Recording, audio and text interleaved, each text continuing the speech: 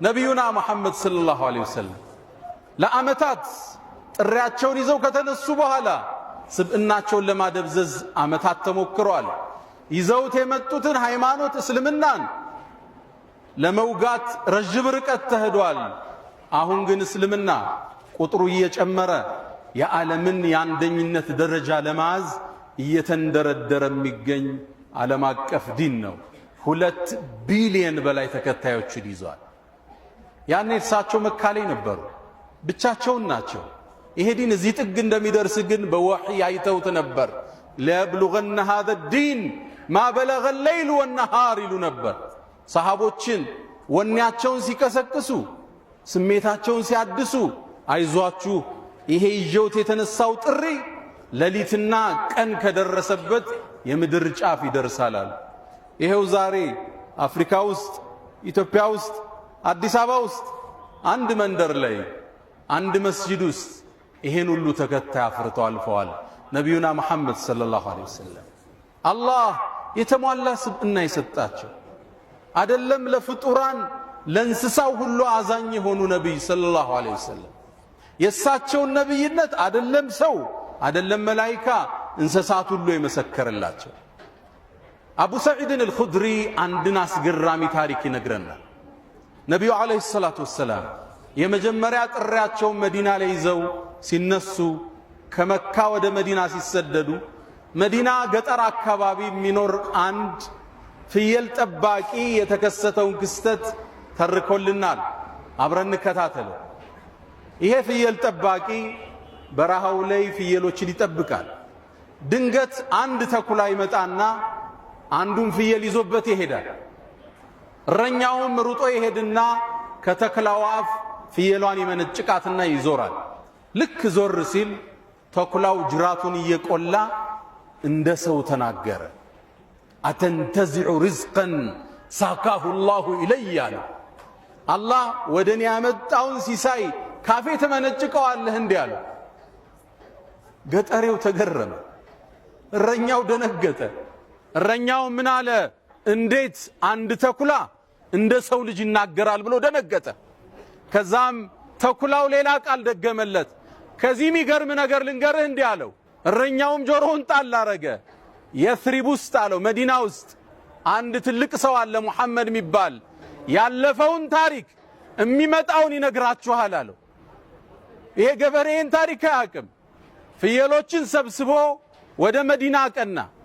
መዲናም እንደደረሰ አንድ ጥግ ላይ አስቀመጠና ፍየሎቹን ነቢዩን ሰለላሁ ዐለይሂ ወሰለም ፈልጎ ወደ አገኛቸው።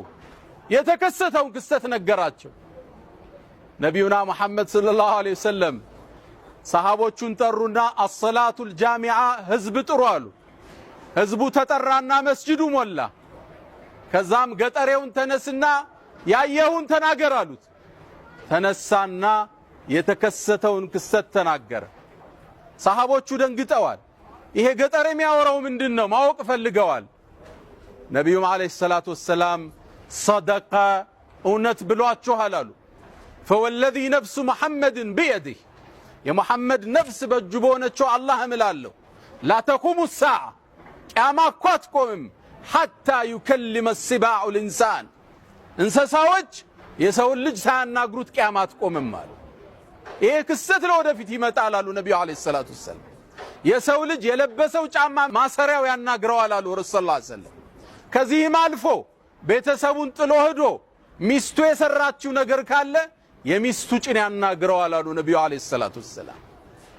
እንስሳ ታላቅነታቸውን የመሰከረ ነብይነታቸውን ያወጀ የምድራችን ፀሐይ የዓለማቱ እዝነት ነቢዩና መሐመድ ሰለላሁ ዐለይሂ ወሰለም።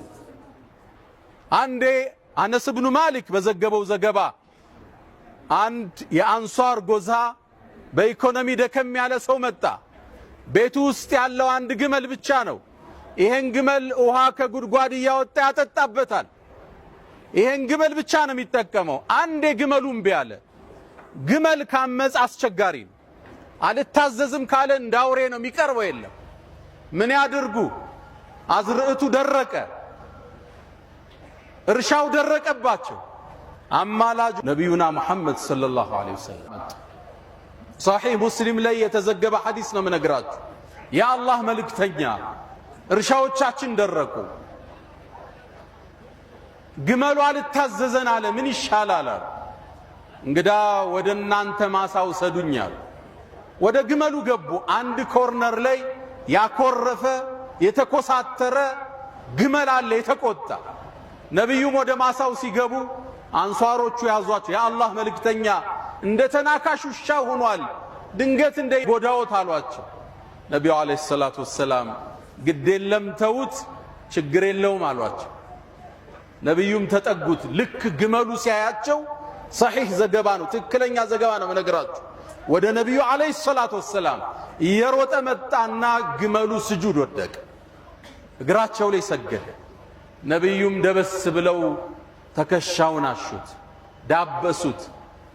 ግመሉ ትንሽ ከቆየ በኋላ ተነሳ። ልጓሙን አፉ ውስጥ ከተቱና ወደ ሥራ አሰማሩት። ነቢዩ አለይሂ ሰላቱ ወሰላም እንስሳን ሸምግለው ወደ ሥራ የሚያሰማሩ የአላህ መልእክተኛ ነቢዩና ሙሐመድ ሰለላሁ ዐለይሂ ወሰለም ስብዕናቸው ብዙ ነው። ታላቅነታቸው ተገልጦ አያልቅም። የእሳቸውን ስም ለማጉደፍ እስልምናን ለማጉደፍ ከ60 ሺህ በላይ መጽሐፍ ተጽፏል ዓለም ላይ። አሁን በየሚዲያው የምናየው ነገር አዲስ አይደለም። ከነዛ መጽሐፍ ተተርጉሞ የሚቀርብ ነው። ያ ሁሉ ጋጋታ ግን እስልምና ላይ መጨመርን፣ ማበብን፣ የነቢዩ ስብዕና ከፍ ማለትን እንጂ መጨመር አልቻለም። አላሁመ ሰሊ ወሰልም ወባሪክ አላ ሰይድና ሙሐመድ። ነቢዩ ዓለይሂ ሰላቱ ወሰላም ፍጥረት ዓለሙ የታዘዛቸው፣ ጨረቃን የከፈሉ፣ ደመናን አላህ ሰብስቦ ዝናብ ያወረደላቸው ረሱሉል ሁዳ ሰለላሁ ዐለይሂ ወሰለም